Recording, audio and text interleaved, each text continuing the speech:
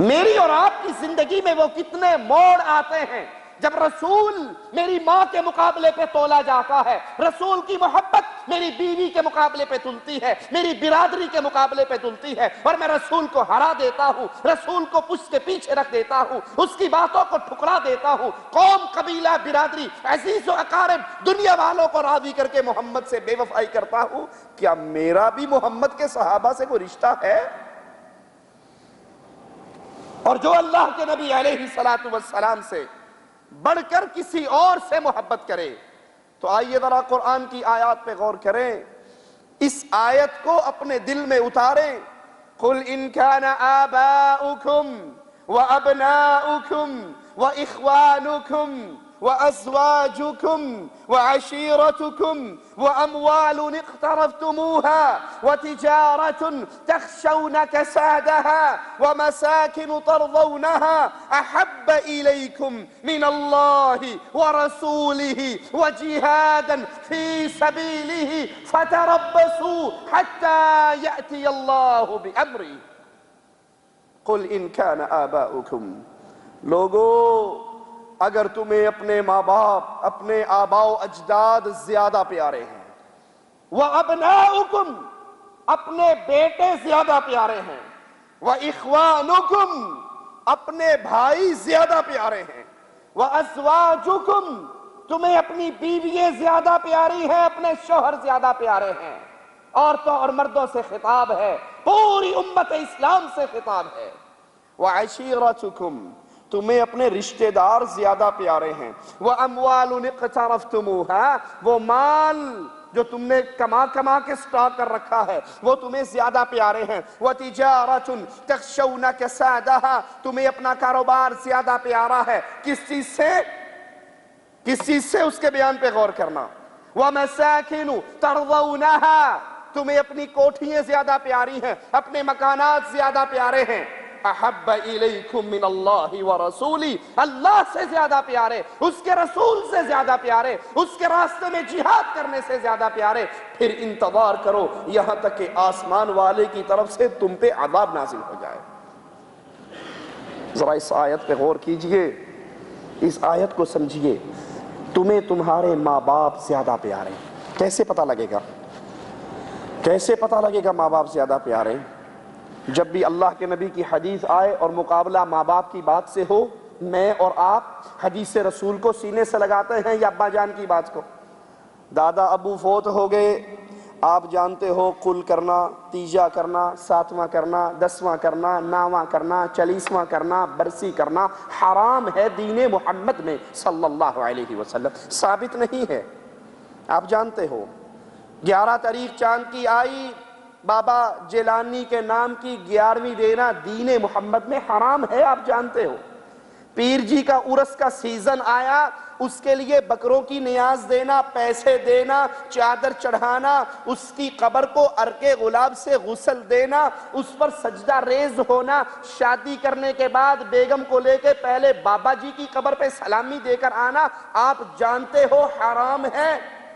لیکن ابو کہتے ہیں بیٹا تو نے کوئی نیا دین سیکھ لیا ہے، ہمارے آباء و اجداد تو یہ باتیں نہیں کرتے تھے، تجھے یہ کام کرنا پڑے گا۔ بیوی کہتی ہے آپ کو یہ سارا کام کرنا پڑے گا، میری شادی جب ہوگی آپ کو صحرا بھی لگائیں گے، آپ کے لیے ہم جہیز بھی لائیں گے، آپ کے گھر والیاں آ کے ہمارے ہاتھوں پہ مہندیاں بھی لگائیں گی، عورتوں اور مردوں کا مخلوط اجتماع بھی ہوگا، رقص بھی ہوگا، میری چھوٹی بہن آپ کی سالی محترمہ دودھ بھی پلائے گی، آپ کی جوتی بھی چورائے گی، آپ کی گود بھرائی کی رسم بھی ہوگی، کنڈا پکڑنے کی رسم بھی ہوگی، ابٹن کی رسم بھی ہوگی، یہ سارے کام ہوں گے۔ آپ کو شادی منظور ہے تو کر لو، نہیں منظور تو کوئی اور ڈھونڈ لو۔ اب تولا جا رہا ہے یہاں محبت رسول کو اور ماں باپ کی محبت کو، بیوی کی محبت کو، بھائیوں کی محبت کو، قوم کی محبت کو، برادری کی محبت کو، عزیز و اقارب کی محبت کو، تجارت کی محبت کو۔ آپ نے پیسہ اکٹھا کر کر کے بینک کے اندر رکھا ہوا ہے، سود والے اکاؤنٹ پہ آپ کو بیاج مل رہا ہے، اور آپ جانتے ہو محمد کریم کی شریعت میں یہ حرام ہے، لیکن مال لاکھوں میں پہنچا ہوا ہے۔ آپ کیا کرتے ہو، کیا سوچتے ہو، کیا فیصلہ کرتے ہو؟ یہ فیصلہ زندگی کا آپ کی سچی محبت اور جھوٹی محبت کے درمیان تفریق کر دے گا۔ اگر آپ نے باپ سے کہا ابا تجھے چھوڑ سکتا ہوں، بھائی تجھے چھوڑ سکتا ہوں، بیوی تجھے چھوڑ سکتا ہوں، ماں تجھے چھوڑ سکتا ہوں، برادری تجھ سے ٹکر لے سکتا ہوں، سب کو ناراض کر سکتا ہوں، محمد کی شریعت سے منہ نہیں موڑ سکتا، آپ سچی محبت کرنے والے ہو۔ اور اگر ماجرا یہ نہیں ہے، ماجرا اس کے برعکس ہے، ماجرا اس کے خلاف ہے، معاملہ اس سے الٹ ہے، تو پھر یاد کر لیجئے ہم محبت کے دعوے میں جھوٹ بولتے ہیں، سچے نہیں ہیں۔ اگر سچی محبت ہے اپنے رسول صلی اللہ علیہ وسلم سے، اس صحابی کے قول کو یاد کیجئے۔ مسلمان ہو جاتے ہیں، ماں کو پتہ لگتا ہے، تپتے ہوئے ریت پہ آ کے لیٹ جاتی ہے اور کہتی ہے میرے بیٹے میں اسی ریت پہ ایڑیاں رگڑ رگڑ کے مر جاؤں گی، میں چھاؤں میں نہیں بیٹھوں گی، میں کھانا نہیں کھاؤں گی، میں آرام نہیں کروں گی، یہیں پر مروں گی۔ تجھے دیکھ کر عرب والے کہا کریں گے یہ ماں کا قاتل جا رہا ہے، یا مجھے بچا لے یا دین محمد سے انحراف کر لے۔ اس کے دل میں رسول کی سچی محبت تھی، کہتا ہے ماں میں صرف تجھ اکیلی کے وطن سے پیدا ہوا ہوں، کاش میں تنہا تجھ سے جنم نہ لیتا، میں کئی ماؤں سے جنم لیا ہوا ہوتا۔ اے ماں میری 10 مائیں بھی ہوتی، میں ایک ایک کر کے ہر ماں کو ایڑیے رگڑ کے تڑپتا ہوا مرتا دیکھ لیتا، اپنے محمد سے بے وفائی پھر بھی نہ کرتا۔ محبت رسول کا تقاضا کیا ہے کہ دنیا بھر میں کائنات کی کوئی شخصیت آ جائے، جب اس کا مقابلہ اس سے ہو جس نے خود کہا تھا آسمان سے فرشتے اترے، انہوں نے مجھے تولا، ایک پلڑے میں مجھے بٹھایا، مقابلہ 2 سے کیا، میرا پلڑا بھاری رہا، انہوں نے 10 کو بٹھا کر تولا، میرا پلڑا بھاری رہا۔ اس کے ساتھی فرشتے نے کہا کس کو تول رہا ہے؟ امام کائنات کو۔ مقابلہ 1 2 10 اور 100 سے کر رہا ہے۔ اگر ایک پلڑے میں تو پوری کائنات کو بٹھا دے اور ایک پلڑے میں امام کائنات کو بٹھا، محمد کا پلڑا کائنات پر بھاری رہے گا صلی اللہ علیہ وسلم۔ سوچئے اس محبت رسول کے دعوے میں کیا میں نے اور آپ کے اس کے تقاضوں پہ غور کیا؟ کتنے موقعوں پر ہمارا نبی ہار جاتا ہے، بیوی جیت جاتی ہے، نبی ہار جاتا ہے، قوم جیت جاتی ہے، نبی ہار جاتا ہے، برادری جیت جاتی ہے، نبی کو پیچھے چھوڑ دیتے ہیں، اولاد کو راضی کر لیتے ہیں۔ کیسے؟ گھر میں ڈش انٹینا نہیں لگا ہوا، کیبل نہیں لگی ہوئی، برائی کے آلات اور سامان نہیں، بیٹا کہتا ہے ابا جان اس دفعہ جب سعودی عرب سے آؤ نا تو بڑے والا 36 انچ کا رنگین ٹیلی ویژن ساتھ لے کے آنا۔ یہ حاجی اللہ بخش، اس پہ بڑا سارا کر کے لکھتے ہیں حاجی اللہ بخش۔ کیوں؟ اجی مولوی صاحب مجھے پتا ہے یہ حرام ہے، مجھے پتا ہے اس کے ذریعے گانے، موسیقی، فلمیں، بدماشی کے آلات گھر میں آئیں گے، لیکن بیٹا ہے نا، ایک ہی بیٹا ہے مولوی صاحب، اب اس کی نہیں مانوں تو پھر وہ پڑوسیوں میں جاتا ہے، تو میں نے کہا جو پڑوسیوں میں جو گند دیکھنے جاتا ہے یہ گند میں لا کے تیرے ہی گھر میں رکھ دیتا ہوں، باہر نہ جایا کر۔ کس کو جتایا ہم نے؟ کس کی سپورٹ کی؟ اللہ کے رسول صلی اللہ علیہ وسلم کی، تو پھر مبارکباد کے مستحق ہیں۔ اور اگر نبی کو چھوڑ کر ہم نے غیر نبی کو راضی کیا تو یاد کر لیجئے واللہ لا یہدی القوم الفاسقین، اللہ فاسق قوم کو ہدایت نہیں دیا کرتا۔ محبت رسول سے ملتا کیا ہے؟ اگر ہم نبی سے محبت کریں، کائنات کو سب میں ناراض کر کے، سب کو چھوڑ کر اللہ کے رسول سے پیار کرے، نتیجہ کیا نکلے گا؟ ہمیں ملے گا کیا؟ اس کا فائدہ کیا ہوگا؟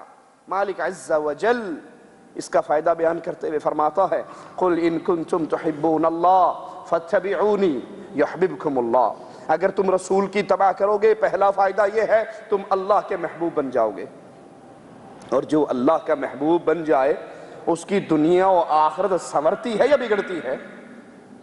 تم اللہ کے محبوب بن جاؤ گے۔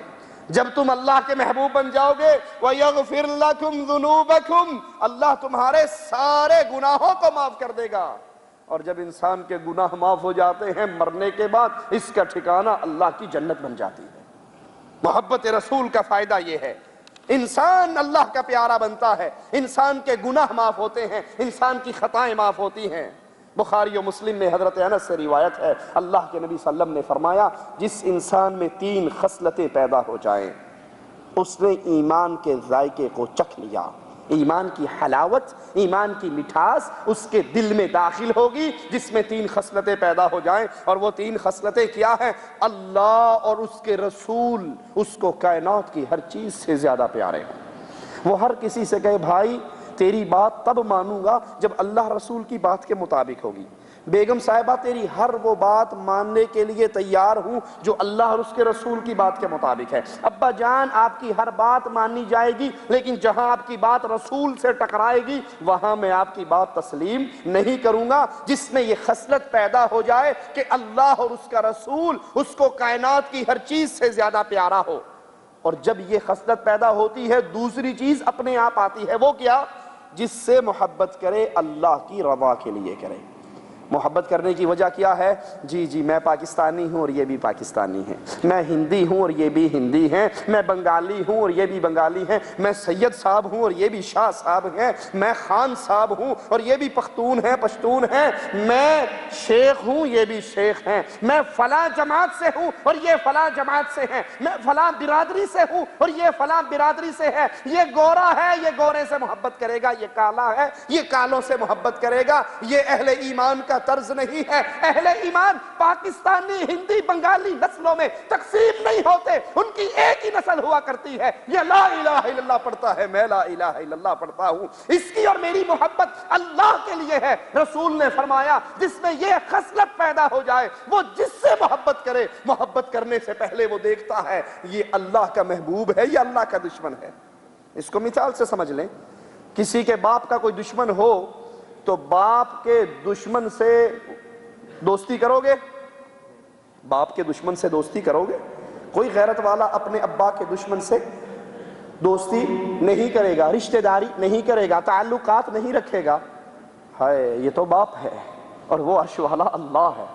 کیا اس آدمی سے محبت ہو سکتی ہے جو آدمی اللہ کا دشمن ہے؟ وہ اللہ کے سامنے بھی سجدہ ریز ہوتا ہے، قبر پہ بھی سجدے کرتا ہے، اللہ کے لیے بھی سجدہ کرتا ہے، گھوڑے کے سامنے بھی محرم میں سجدے کرتا ہے، وہ اللہ کے لیے بھی رکوع کرتا ہے، پیر کے پاؤں چھونے کے لیے بھی رکوع کرتا ہے، وہ یا اللہ مدد کا نعرہ بھی لگاتا ہے، اور تکلیف میں یا علی مدد یا رسول اللہ مدد یا جیلانی مدد یا بہاول حق مدد کے نعرے بھی لگاتا ہے۔ وہ اللہ کی توحید میں غیر اللہ کو شریک کرتا ہے۔ جو انسان اللہ کی توحید میں غیروں کو شریک کرے، اس کی عبادت میں، اس کی ذات میں، اس کی صفات میں اللہ کا مواحد بندہ مشرک سے دوستی، وہ کبھی بھی اپنی بیٹی دیتے ہوئے یہ نہیں کہتا کہ مولوی صاحب بات تو ٹھیک ہے یہ مواحد نہیں ہے، لیکن دیکھو نا ڈاکٹر ہے، انجینئر ہے، کار کوٹھی ہے، دنیا میں سٹیٹس بڑا ہائی ہے، اگرچہ اس کے ہاتھ میں کڑے پڑے ہوئے، اگرچہ اس کے سینے پہ یا علی مدد کا بیج لگا ہوا،